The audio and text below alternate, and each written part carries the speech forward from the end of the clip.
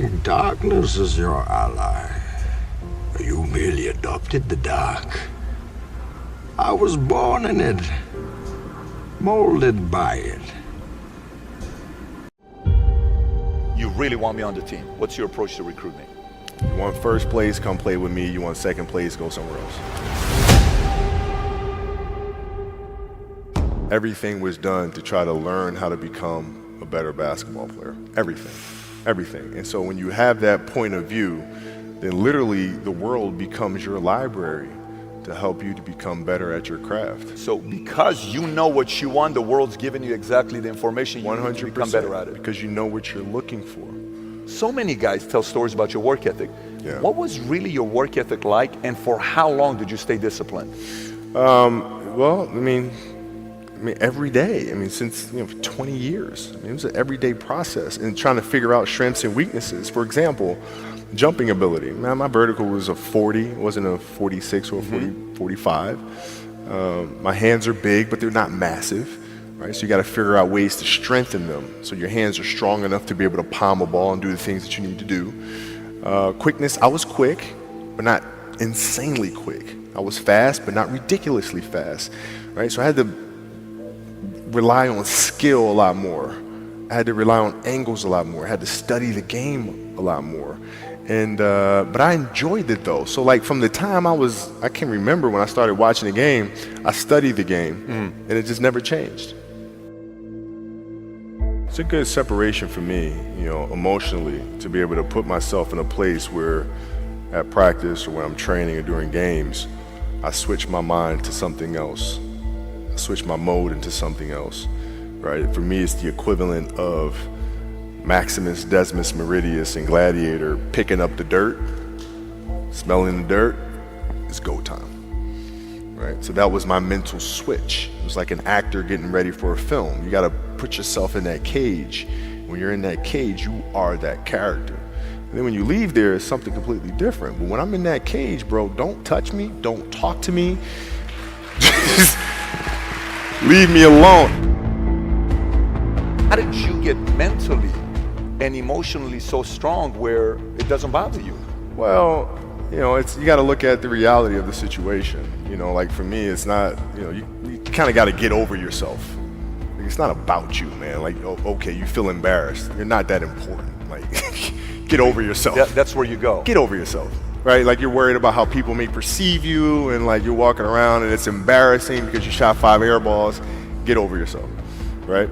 And then after that, it's okay, well, why did those air balls happen? Got it. High school, year before, we played 35 games, max, right? Week in between, spaced out, plenty of time to rest. In the NBA, it's back to back to back to back to back to back to back. I didn't have the legs. So you look at the shot, every shot was online.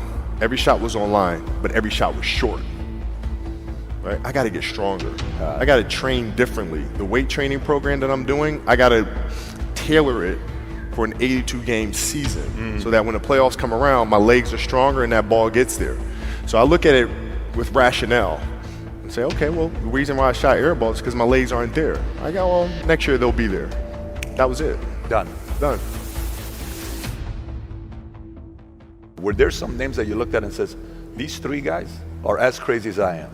At the time, I deal with what I've referred to as Goat Mountain.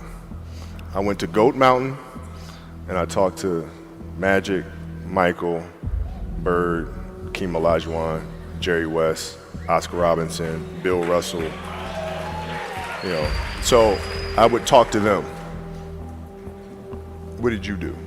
What were your experiences? Michael in particular, he's become my big brother. He's been my big brother since I first came in the league. And what was that process like? So I went to them and started understanding the ins and outs of the game and how they approach things and their level of detail and obsessiveness, and that's what I did. The players that had that passion but weren't willing to commit their entire lives to doing that, right? It's a choice. Right? You have other things, you have family, you have all these other things that you have to do. The game can't really be your number 1 priority. And so I was looking at that like, man, this is gonna be fun. if I'm buddies with you from high school, if I'm a cousin of yours, what happened to our relationship? How did that gravitate when you went into the league and you're determined to become the greatest, or you're determined to become one of the greatest? What happens to our relationship? Well, it suffers. It does suffer. Oh, yeah. Okay. Yeah. And you understood that. You were okay with that. Well, yeah. And the people that love you, like friends and family, like they know that about you. Got it. So they let you be you. And when you reconvene, you know, you pick back up where you left off. Mm-hmm. But make no mistake about it, everything in between is lost, right? So those long-term relationships, the commitment of time of, taking vacation. Like I see a lot of players take vacations with other players that are close friends. And they'll just take vacations just to take vacations, or just hang out just to hang out. Like I never did that. Why not though? Why didn't you do that? Well, because when I retire, I didn't want to have to say, I wish I would have done more. I don't want that. You know, I don't want that. You know, you got a lot of people paying their hard-earned money to come watch you perform. Perform. It's your job to be in shape. It's your job to be strong enough to perform at that level every single night. And as a competitor, I'm not ducking shit. Like, it's not, oh my God, my back hurts, I'm sore, we got to play Vince Carter and Toronto Raptors tonight. We actually had this happen. We had a game against Toronto in 2000, and Vince was tearing the league up. My back was jacked. But like the perception of that, like what? Kobe's missing the game against Toronto and Vince Carter because my back was really spasming. But people will be like, what? Oh, he's ducking Vince. Excuse me? No, I don't think so. So I would be in the layup line like, okay, there's a lot of days where, you know, you can rest and recover. Today ain't one of them. Your back can bother you any other day. That shit ain't bothering me today. Wow. He gonna have to see me today. Yeah. Oh man. Yeah. If you're looking at a big investments you got to make, what is the decision-making process there? Do you call? Is there first you do your own research? You take this much time. You call an advisor. Is there a system you follow? It's pretty simple for me. It's do you understand the business? Is it a business that you can help in some form or fashion? What are the barriers of entry to that business? And then the entrepreneurs themselves, the company itself, right? Do they have a culture that you believe is sustainable? Are these leaders people that you believe in? Are they people that are obsessives? And in turn, have they created a culture of obsessiveness? So I tend to look at those 4 factors, and that's it. That's big right there, by the way. I don't know if you guys caught that right there. That's pretty massive right there. Same determination. What's your current work schedule look like today? It's different because I personally am not writing every word of the novels. I am not animating the films.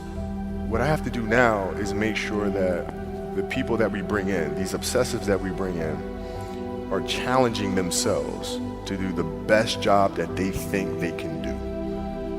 That's what I'm there for, is for them to constantly look in the mirror and self-assess and challenge themselves.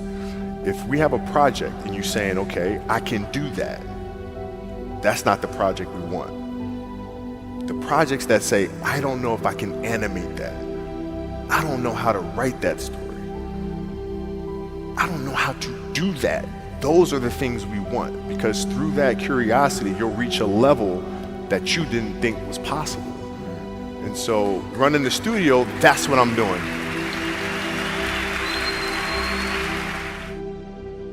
You're playing against the Golden State Warriors. Score is 107-109. You guys are close to getting into the playoffs. You know exactly what happens in the game. You go up, you're about to take your shot, and then all of a sudden, boom, Achilles happens, right?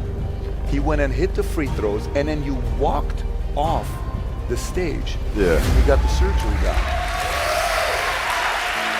I went in the trainer's room, my kids are in there, and they're looking at you and stuff, and I'm looking at them, and I'm like, it's all right, Dad's gonna be all right. Mm-hmm. It'll be fine. It'll be all right. It'll be all right. It'll be all right. As a parent, you gotta set the example. You gotta set the example. This is another obstacle. This obstacle cannot define me. It's not gonna cripple me. It's not gonna be responsible for me stepping away for the game that I love. I'm gonna step away on my own terms.